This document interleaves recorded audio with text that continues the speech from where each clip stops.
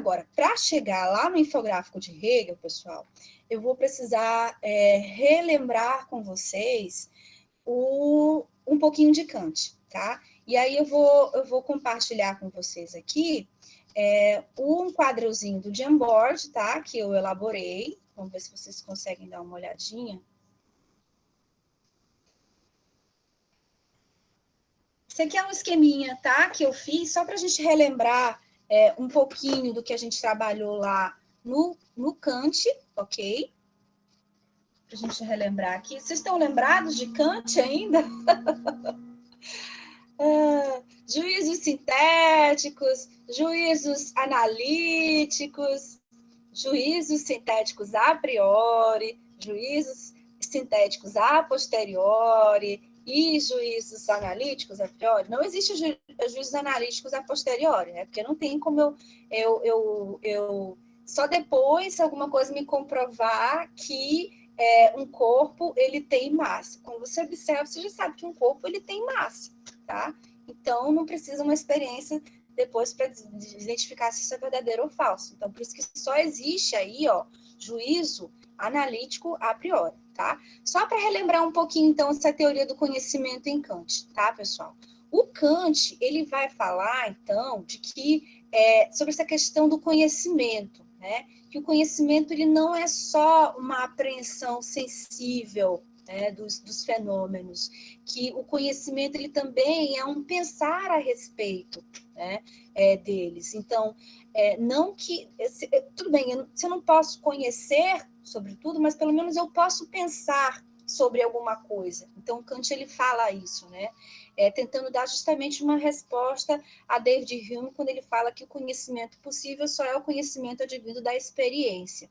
E o Kant, ele vai, então, quando ele fala dessa capacidade de intelecção, que é justamente os juízos, tá? Essa capacidade de conhecer, você tem dois tipos, então, de juízos, tá? Você tem os juízos analíticos, tá? Que são a priori, então já está dentro da própria intelecção, porque você já vê logo, inclusive, não precisa de uma experiência depois para comprovar se é verdadeiro ou falso, tá? Por quê? Porque nesses juízos analíticos a priori aqui, o que eu vou ter? Nessa relação entre sujeito e predicado, o predicado já é uma característica do sujeito, ele já está contido no sujeito, tá? Então, um exemplo, por exemplo, quando a gente fala de que os corpos, todo corpo ele tem massa.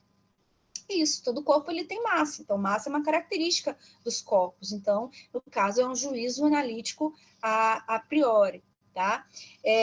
Outro exemplo também, que inclusive eu dei lá no vídeo, né, de que, por exemplo, quando você assim, todo homem solteiro não é casado, né? Alguma coisa assim, eu falei isso, né? Que homens solteiros, eles não são casados. Isso é um juízo analítico também, a priori, tá? Porque essa explicação ela já está contida dentro do próprio sujeito, ok? E esses juízos analíticos, a priori, eles não comportam contradição. Então, eu não posso dizer, por exemplo, que alguns solteiros são casados, tá? Dizer que nenhum solteiro é casado e depois dizer que alguns solteiros são casados, isso não comporta, tá? A negação, né, da sua primeira afirmação, tá? Então, a negatória ela é autocontraditória, ok? Então, são juízos analíticos a priori.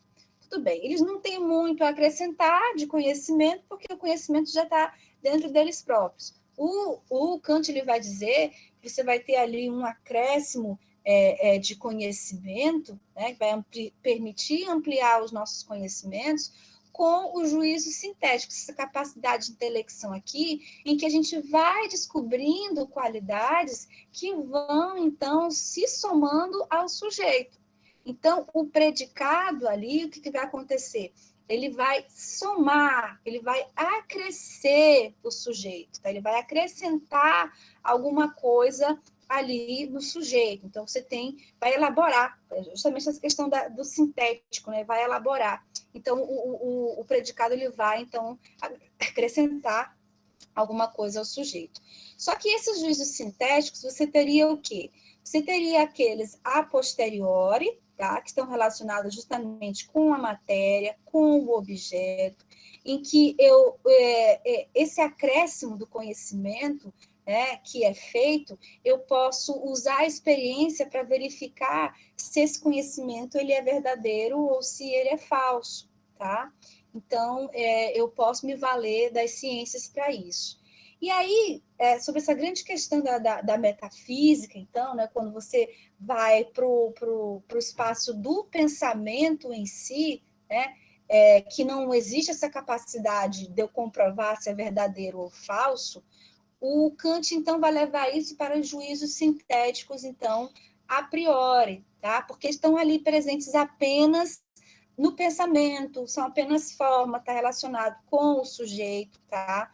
Esses juízos sintéticos, eles não podem ser verificados. O Kant, ele fala que nesse caso, a causa, ela pode estar oculta, ok? Nos juízos sintéticos a posteriori, eu verifico bem a relação de causalidade, mas nos juízos sintéticos a priori, eu não consigo identificar, tá? Então, ele fala, olha, essa causa, ela pode estar oculta, ok? Mas, então, nós podemos trabalhar dentro disso, nós podemos trabalhar dentro dessa esfera. E aí, o mais interessante, então, é que o Kant, ele acabou fazendo o quê? Ele acabou, gente, encontrando um lugar para a metafísica, tá? Para se pensar coisas como, por exemplo, a existência de Deus, para se pensar coisas como, por exemplo, a questão da moral, a questão do dever, da ética, o direito, a justiça. Então, tudo passou a estar aqui, ó, apenas nesse plano da razão, tá? Nesse plano da razão. Quando a gente vai olhar o Hegel, se vocês olharem aí no mural de Hegel, lá a primeira coisa que está colocada depois do nome de Hegel é o Hegel falando o seguinte, que o racional é real e o real é racional, tá? Isso significa, sabe o quê? Significa que se o Kant, ele delimitava os espaços de cada coisa, por exemplo, aqui o espaço do real e aqui o espaço do racional, o Hegel, ele vai fazer o quê? Ele vai unir esses espaços, tá? Ele vai unir esses espaços. Ele não vai separar esses espaços.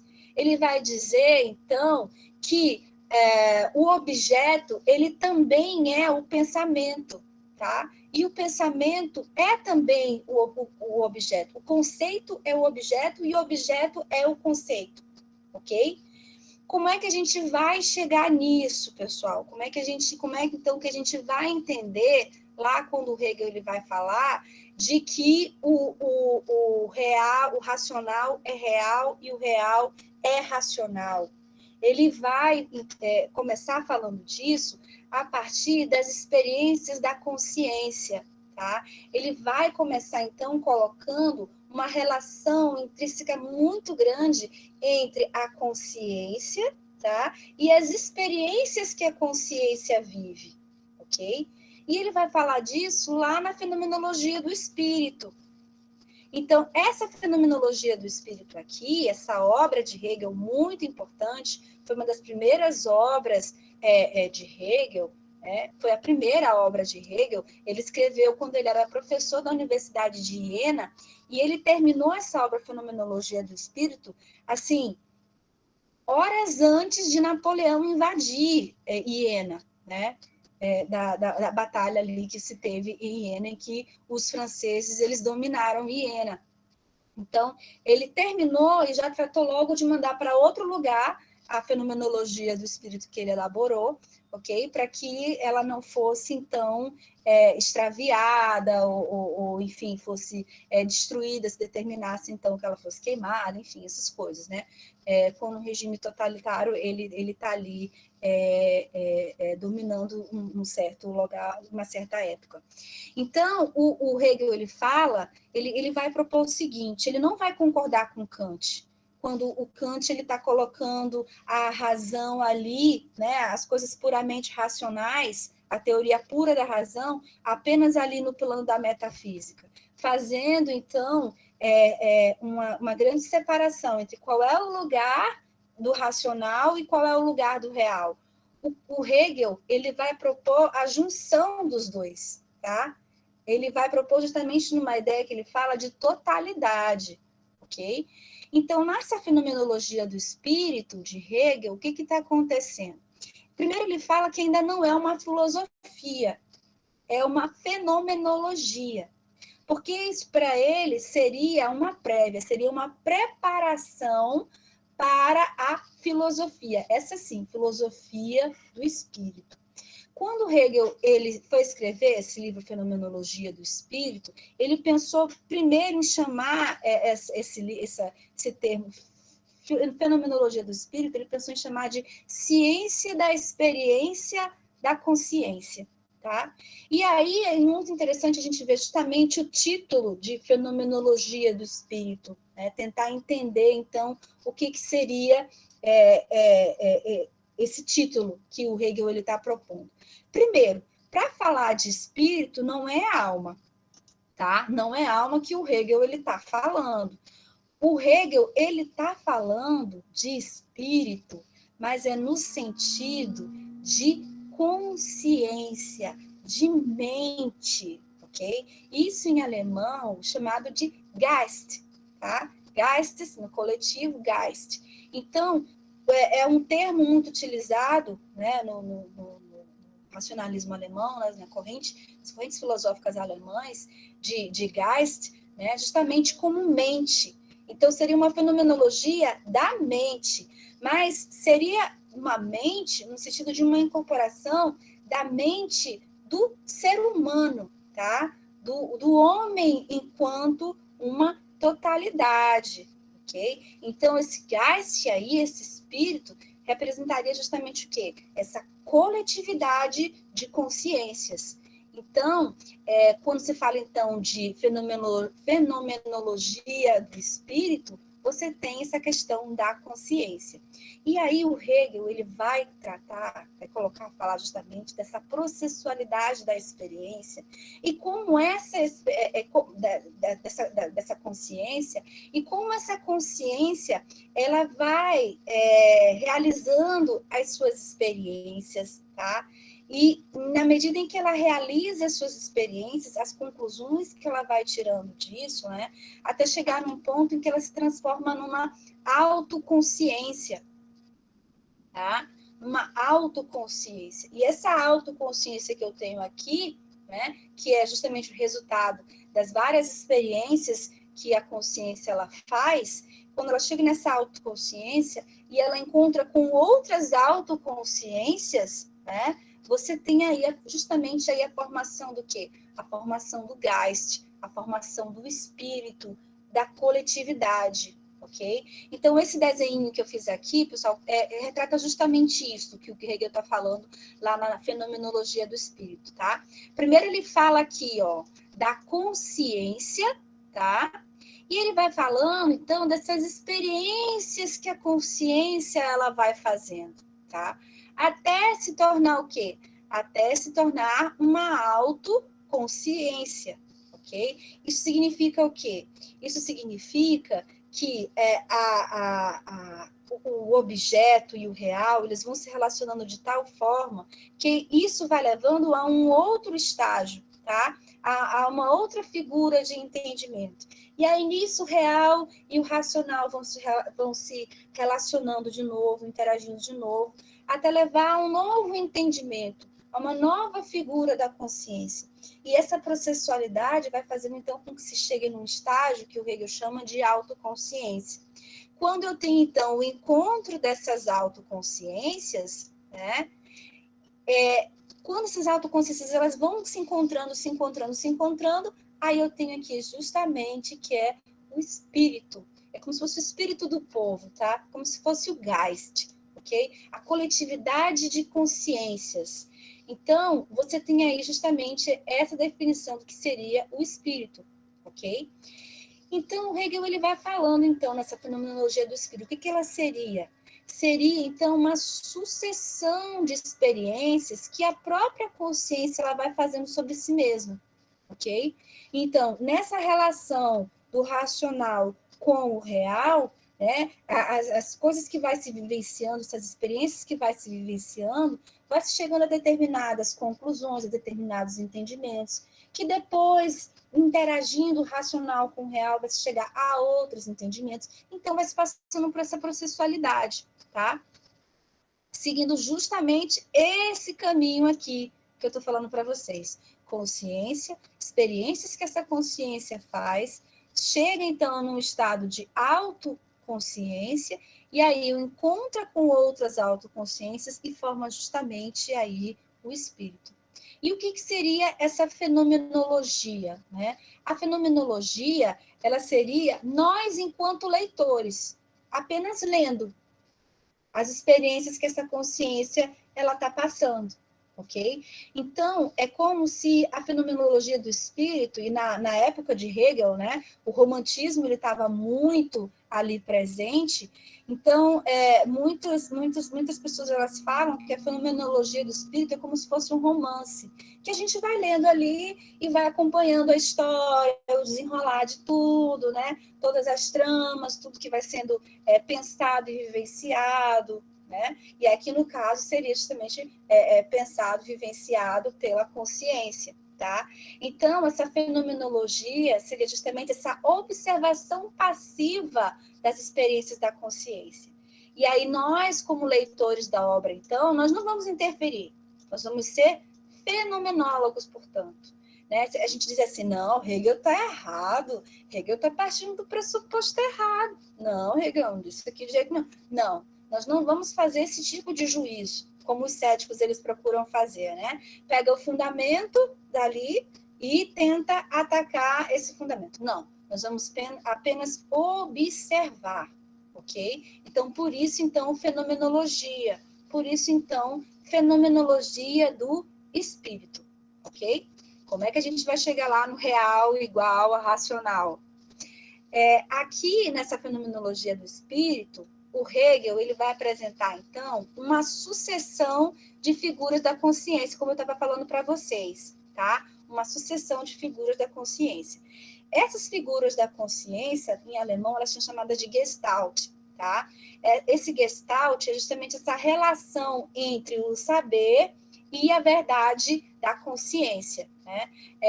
Aquilo que eu coloquei como verdade, será se de fato é a verdade? É a consciência ali consigo própria, tá? Se questionando. Então, primeiro ele fala o seguinte, quando ele vai falar, então, dessas figuras de consciência, né? Primeiro a gente parte de um momento aqui, em que, deixa eu diminuir aqui, primeiro a gente parte aqui de um momento em que você tem a consciência, tá? E essa consciência, ela pensa o seguinte, ó, se ela tem um acesso imediato ao objeto que ela quer conhecer, tá? Ela vai dizer, poxa, ó, tive acesso, assim, direto a esse conhecimento, consegui pegar de cara, assim, eu tenho certeza que é isso, porque foi assim que isso se apresentou para mim, né? Então eu tenho isso como uma verdade e pronto, tá ótimo. Então esse conhecimento para mim já é riquíssimo. Então ela vai entender isso como o conhecimento mais rico que existe, ok? Só que aí o que acontece? A consciência, ela começa a fazer as suas experiências, certo? Então, vai tendo mudanças de contextualidades, vai tendo circunstâncias que essa consciência, ela passa a observar e vê, então, que aquilo ali não é verdade, né? Não é tão verdade assim. Que para ela poder chegar no conhecimento, ela vai precisar passar por mais etapas de análise, né? Mais etapas de pensamento, ok? Essa consciência ela vai se dando conta disso. Então, ela percebe que aquele conhecimento anterior que ela produziu era um conhecimento mais pobre, né? Então, então, o que ela precisa? Ela precisa continuar caminhando para ir, então, se descobrindo, adquirindo, portanto, novas versões de si, novas figuras, né? Aí você já percebe, então, que a consciência, ela sai de um estágio e ela vai para um estágio já mais elevado, tá? Ela já vai mudando o patamar dela, ela vai adquirindo, né, digamos assim, mais um saber que está relacionado às relações dela consigo própria, tá? Com as experiências que ela vai vivenciando. Eu vou já ilustrar para vocês, ok? Então, o que a gente vai percebendo aí, num terceiro momento, justamente? Essa contradição entre o saber e a verdade da consciência. Aquilo que a consciência antes tomava como verdade para ela, à medida que ela vai passando pelas experiências, ela vai vendo que esse não era o conhecimento que ela achava que era, que essa não era a verdade que ela achava que era, tá? E isso vai fazendo o quê? Com que ela adquira uma nova figura, ok? Que ela adquira, então, um novo... ela vai se apresentar, então, de uma outra maneira. E a consciência, ela vai passando por isso direto, tá? Então, começa individualmente, nós individualmente, tá? Vamos passando por isso, até atingirmos um estado, então, de autoconsciência. E à medida que a gente vai encontrando com outras autoconsciências, a gente vai, então, formando esse espírito, tá? Esse Geist. Mas, para isso, a gente vai passando por essas figuras, né? Esses gestalts, a partir dessas experiências que a consciência, então, ela vai vivenciando. Então, um exemplo aqui que eu vou trazer para vocês é um exemplo muito interessante, tá? Que eu acho que o Hegel, ele coloca lá na Fenomenologia do Espírito. Que é justamente aqui. Olha só. Você observa aí no relógio, que no relógio aí de vocês é 10 para as 9, o meu aqui é 10 para as 9, 8h49. Você olha lá fora, tá lá a lua, tá crescente, você conseguiu olhar mais cedo, né? Vênus estava brilhantíssima no céu, agora você já está olhando, tá ali Júpiter com Saturno despontando lá no horizonte leste. Você olha, tá vendo ali as estrelas, tá vendo tudo, é noite, agora é noite. Tá? Então, o que você vai fazer?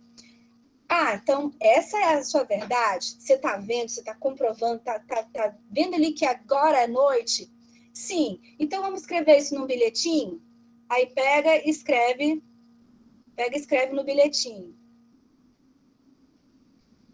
Deixa eu ver se foi aqui. Peraí, gente. Não sei como é que sai aqui. Só um instante. Pronto. Então, o que a gente vai fazer, então? Então, vamos escrever sobre isso. Vamos deixar isso bem registrado, que agora é noite. Tá? Ok, então vamos deixar registrado. Vamos deixar isso registrado num bilhete, tá? Que agora é noite.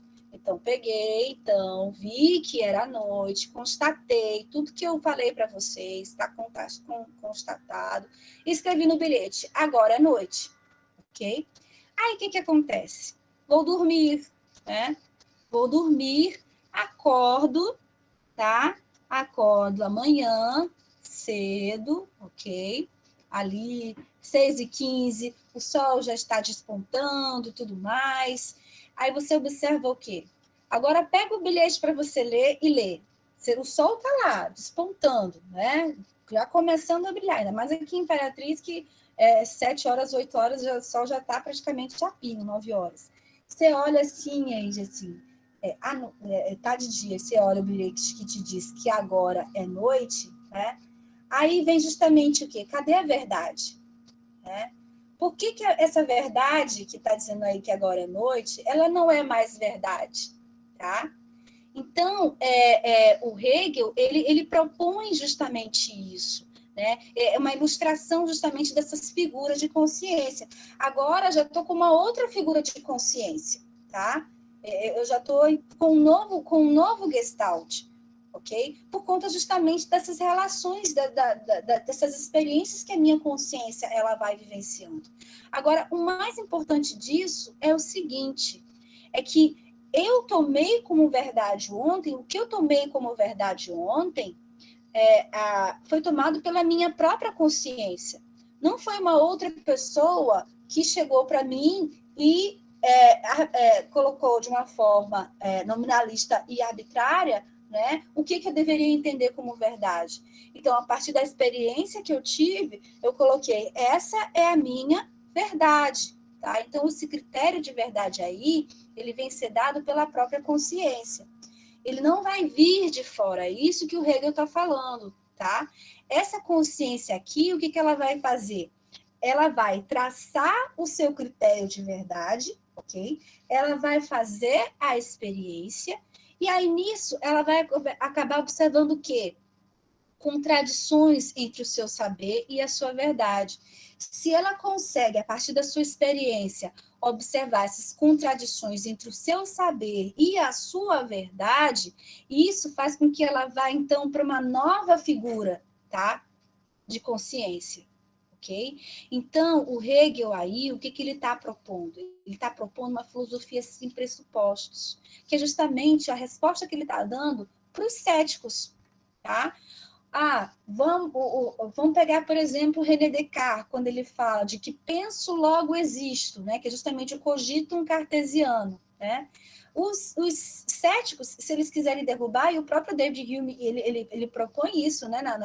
Na metodologia dele, desconstrua isso, né? Vai lá, entre lá dentro desse fundamento filosófico que está ali posto e desconstrua ele. Aí você lança por terra toda essa fundamentação filosófica, toda essa teoria filosófica que foi construída em cima daquele pressuposto, ok?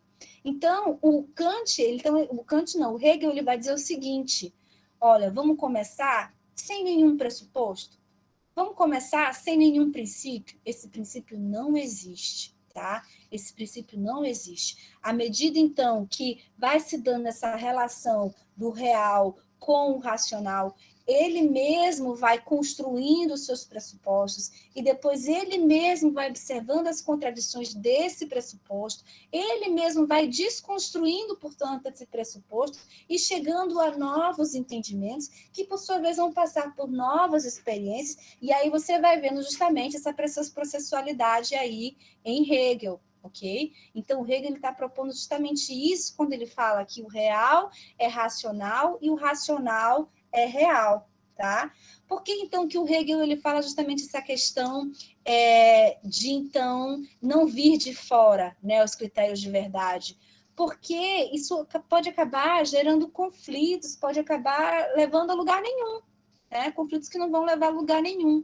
Então, por exemplo, tem uma pessoa aqui, um filósofo que está aqui propondo um axioma. Aí chega outro e diz, não, para a gente falar de Deus, digamos Deus, para a gente falar de Deus, a gente tem que falar de Deus de tal forma. E essa aqui é que é a verdade. Quando a gente tem, então, um falando uma coisa e o outro falando outra coisa, onde é que está essa verdade? Tá? Eu vou precisar de uma terceira pessoa, então, de um juiz, para dizer qual dos dois está correto? O Hegel não acredita nisso, tá? Não é isso que o Hegel quer. Então, o Hegel ele vai colocando o quê?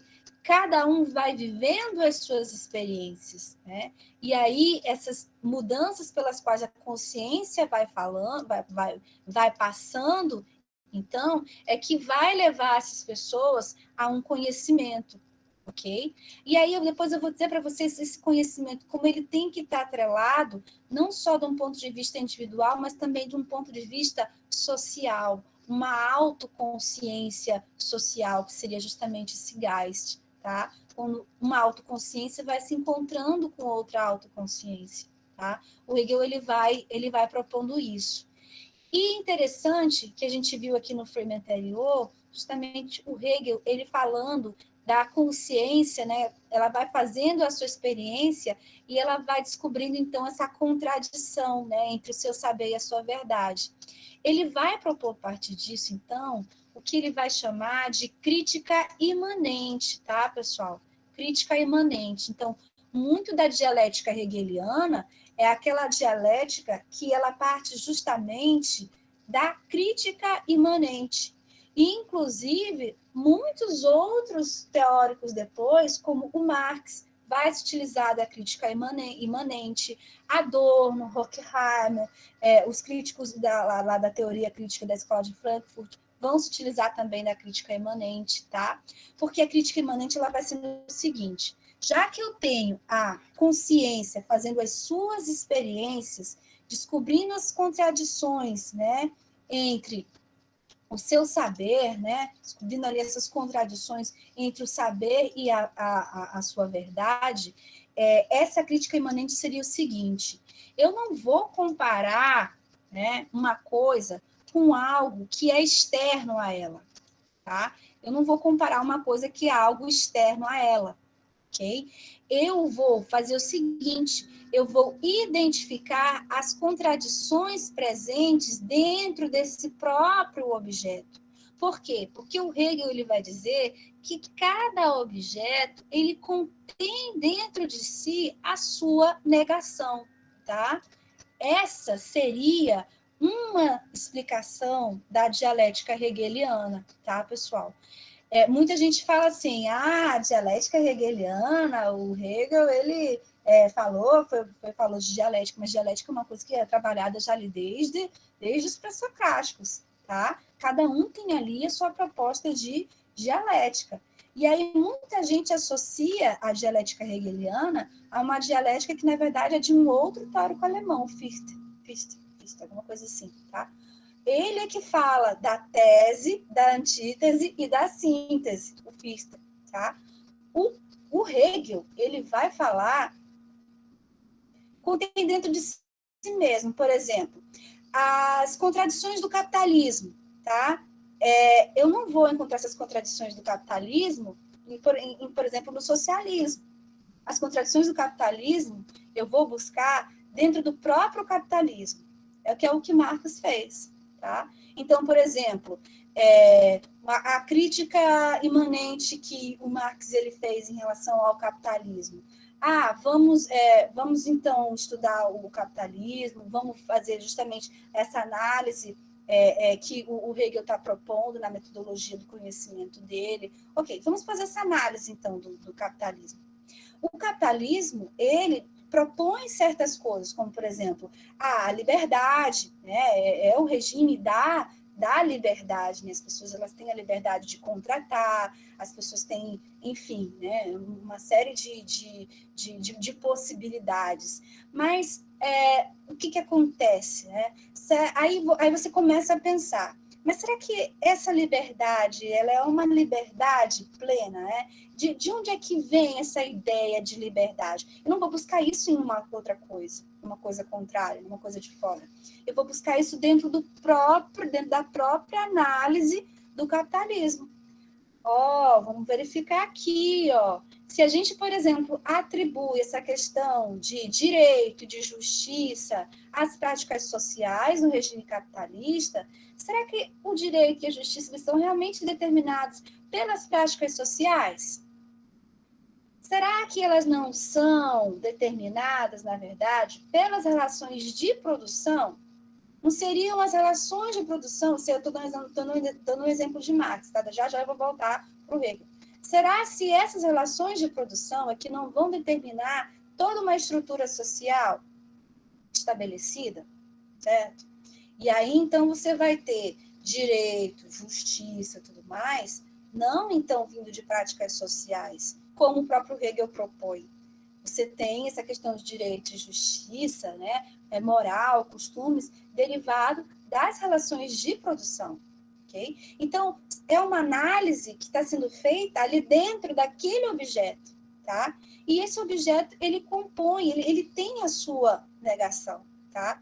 Existe a chamada contradição Life-Bell, não me lembro muito bem. Mas essas contradições, até a Tainá pergunta, mas dentro de si o quê? Né? Dentro do quê? De qualquer coisa, Tainá. Essas contradições, elas podem estar dentro de um objeto, de uma matéria, tá? Elas podem estar dentro de um pensamento, elas podem estar dentro de um fenômeno social que você observa, ok? Essas contradições, elas podem estar dentro de qualquer coisa, já que, inclusive, o Hegel ele vai identificar o real com o racional, tá? Exemplo, por exemplo, de coisas, né? Como é que se dá essa questão da dialética, né? De Weifbell, alguma coisa assim. Você tem, por exemplo, a questão do pão, né? Vocês identificam como Hegel ele fala dessa questão do processo e da história. A história não é apenas nós, não somos apenas nós. Tudo tem história. Até essa canetinha aqui, ela tem uma história, tá? Então, vamos pegar, por exemplo, essa questão do pão, né? De onde o pão vem? Ele vem do trigo, ok? Ele vem do trigo. Mas, primeiro é necessário negar o quê? Primeiro é necessário negar o próprio trigo para que você possa chegar no pão. Mas, ainda assim, preservando o trigo, já que o pão ele é feito do trigo, tá? Então, mas como é que eu chego nesse processo? Através da elevação. Então, um exemplo que é dado em relação às coisas é justamente isso. Para que eu saia desse estágio do trigo, daquele grão puro, né, e simplesmente, e vá para o pão, primeiro eu tenho que negar aquele estado, tá? Tem que negar aquele estado e elevar esse grão de trigo, então, a outro estado, que aí eu vou chegar, então, justamente no pão. Tudo está relacionado com o próprio objeto, ok? Então, é justamente aquela coisa, né? Do negar, do elevar, e aí você chegar justamente numa nova configuração, tá? Isso acontece com a consciência, né? Isso acontece com os objetos, ok? Então, a crítica imanente, ela é isso. Você vai observar as contradições internas que aquele objeto tem, ok? E aí, em cima dessas contradições internas, você chegar a um outro nível, então, para justamente superar essas contradições internas, tá? Então, a dialética hegeliana, ela é isso, ok, pessoal? Ela não é aquela coisa de, pega uma tese, uma antítese e vai formar uma síntese. Não. A dialética hegeliana, ela está relacionada com essa questão da crítica imanente. Vocês entenderam? Só vou comentar mais alguma coisa, vocês me disserem se sim ou não. Deu para entender aí a teoria do conhecimento em Kant? Por isso, então, que ele vai dizer que o real ele é igual ao racional.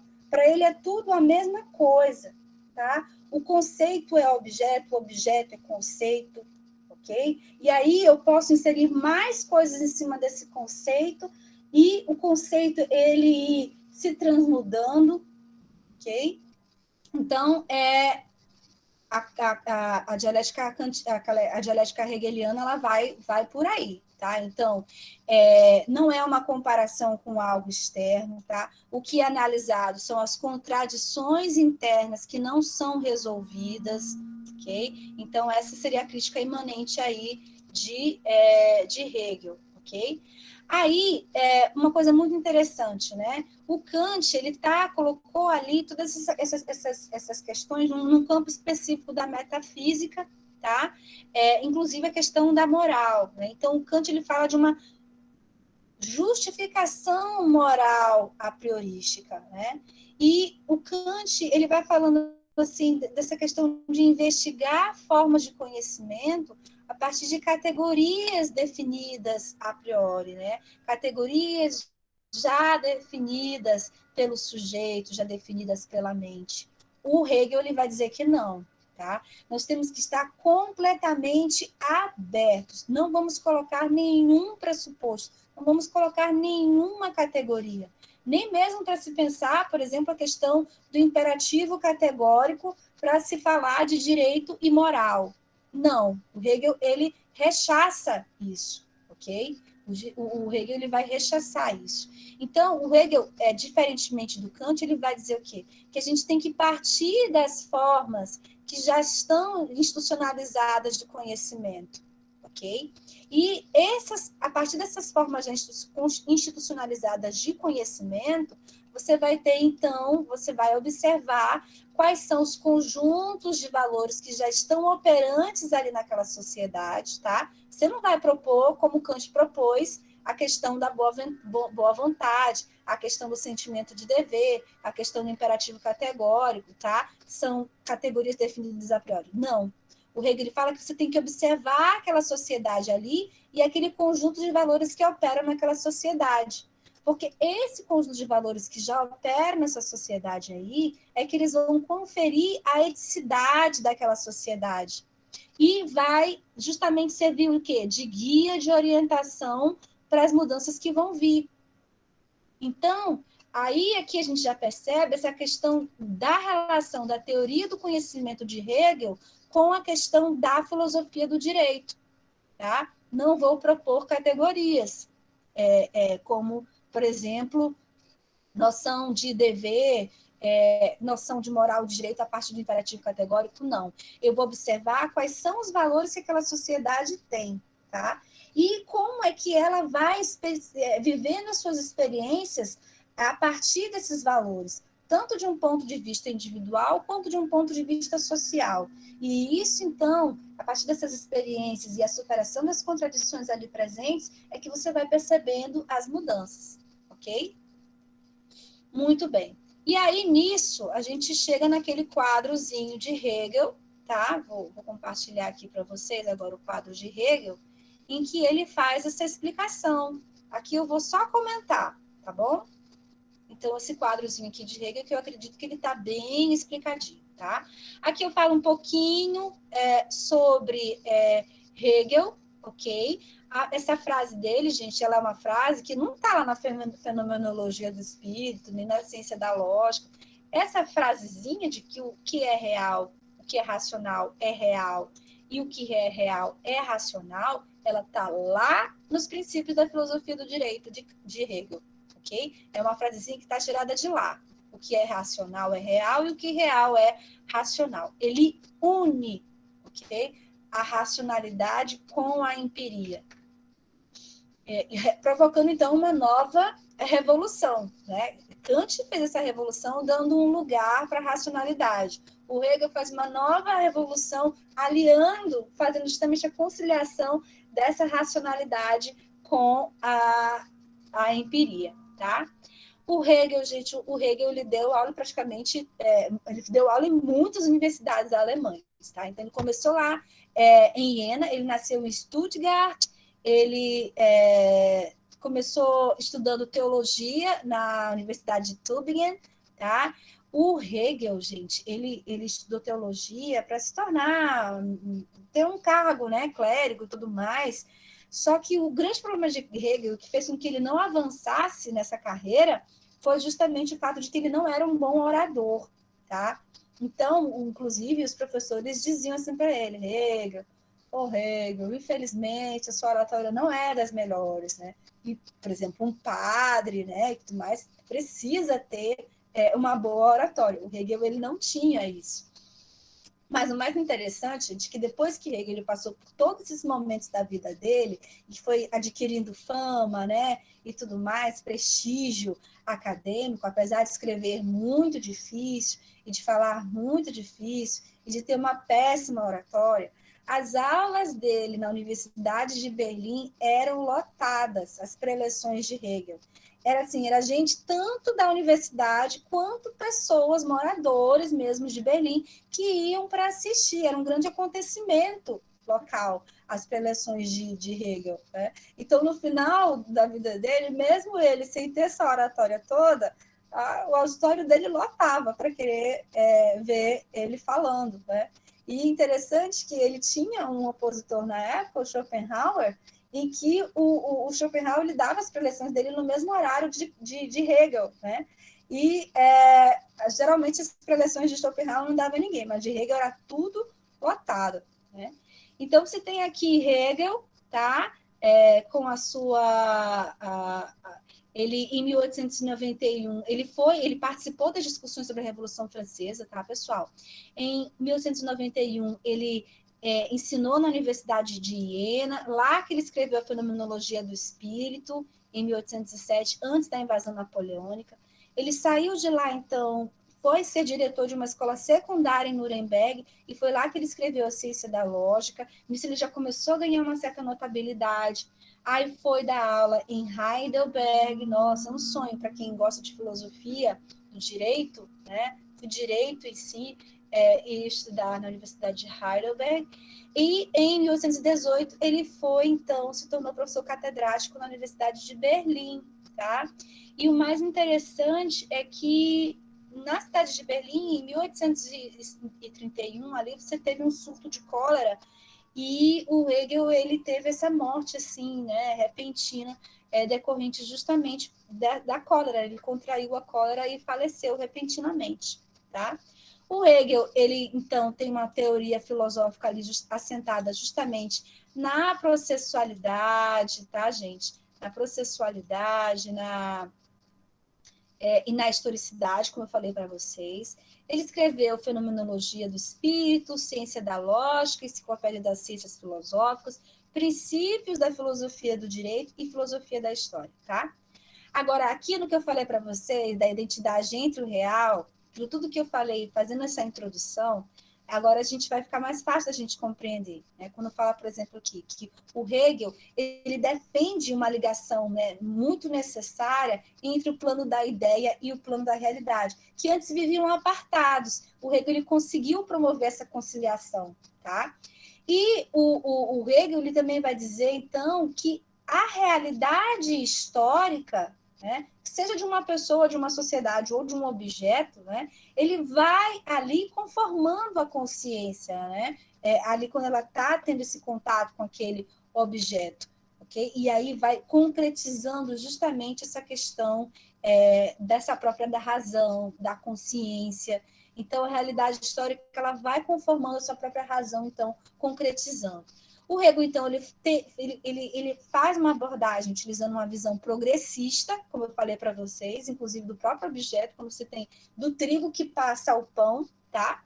Se a razão é a realidade, então não há por que se duplicar o mundo. Inclusive, como o próprio Kant ele fazia, né? Com a sua metafísica.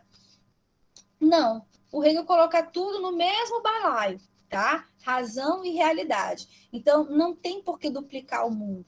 Então, pensa-se a própria razão a partir da realidade, a partir de referenciais concretos, históricos. A realidade ela é um processo histórico, tá, pessoal? Então, e outra coisa, já que não se pensa, então, em dois mundos, o Hegel ele vai ter justamente essa perspectiva da totalidade.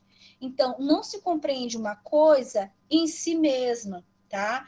Sem fazer uma relação disso com os outros fenômenos ou até mesmo com a própria história. Então, se, por exemplo, o Hume dava coisa para as ciências da lógica, né? E outro para a questão dos fatos, o Hegel dizia o seguinte: não, gente, tudo tem que ser analisado numa integridade, tá? Eu tenho que me valer, então, tanto da ciência da lógica, quanto da dialética, como das ciências mais empíricas, como da economia, como do direito, tudo tem que ser analisado numa integralidade de coisas, e não num ponto específico, ok? Por isso que ele fala dessa perspectiva da totalidade. E a dialética hegeliana, como eu falei para vocês, a negação, ela está dentro das próprias coisas. Cada objeto ele vai carregar em si a sua negação. Na contradição, então, a gente vai ver razão e realidade afastadas. E na síntese, eu vou ter o quê? Justamente o quê? A razão e a realidade conciliadas, ok? Então, a dialética hegeliana, ela vai por aí, tá? O Adorno ele tem um livro que é a Introdução à Dialética, que vai designar para a gente justamente isso. A gente não tem uma definição pronta e acabada de dialética, tá?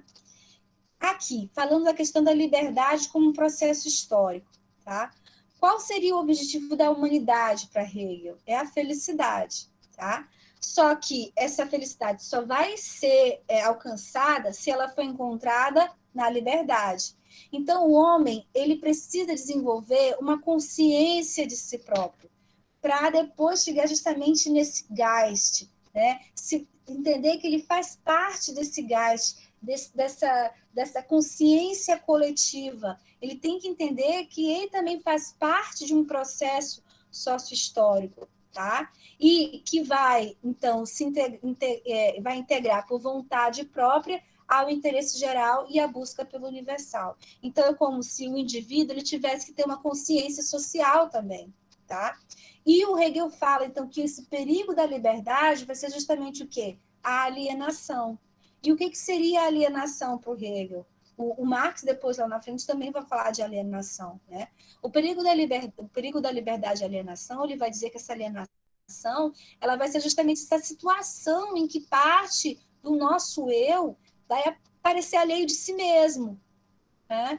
Vai parecer alheio do nosso verdadeiro eu. A humanidade, ela vai entrando em desacordo consigo mesma.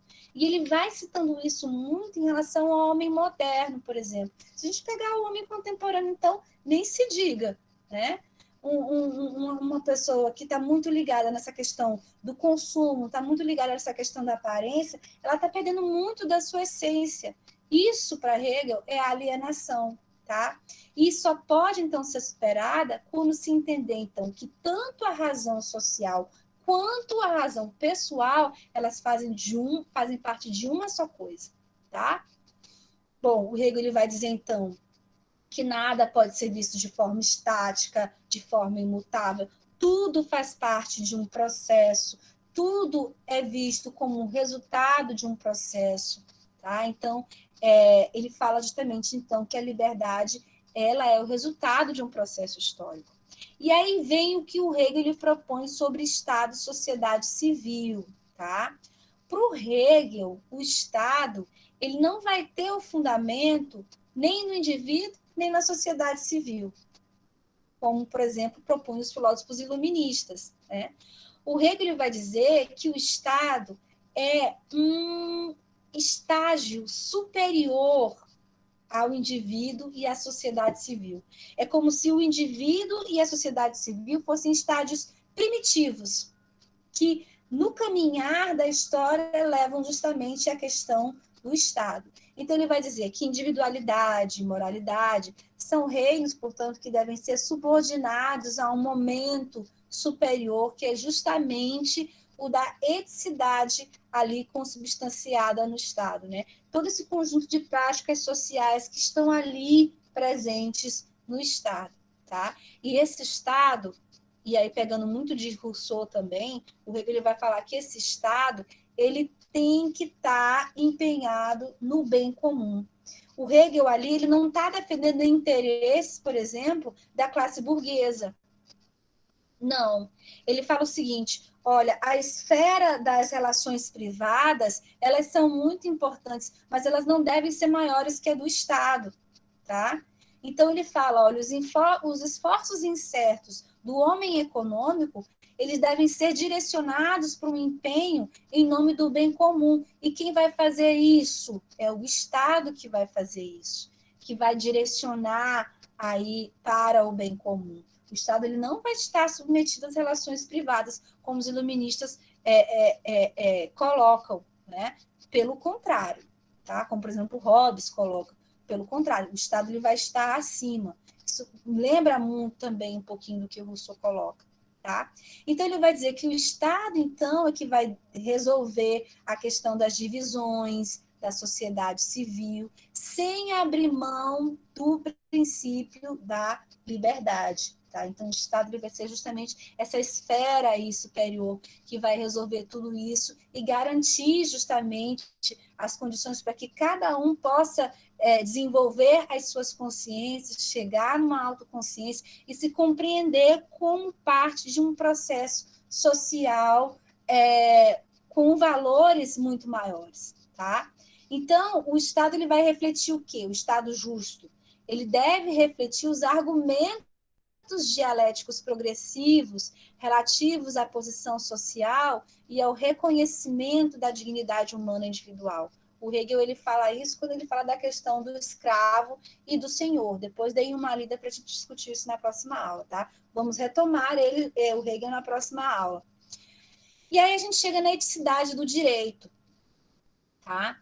O Hegel vai dizer, então, que o papel do direito vai ser o quê? Vai ser conferir eticidade a esse processo evolutivo social, garantir a liberdade individual, mas uma liberdade que esteja atrelada também a uma questão de vontade geral, de consciência social, tá?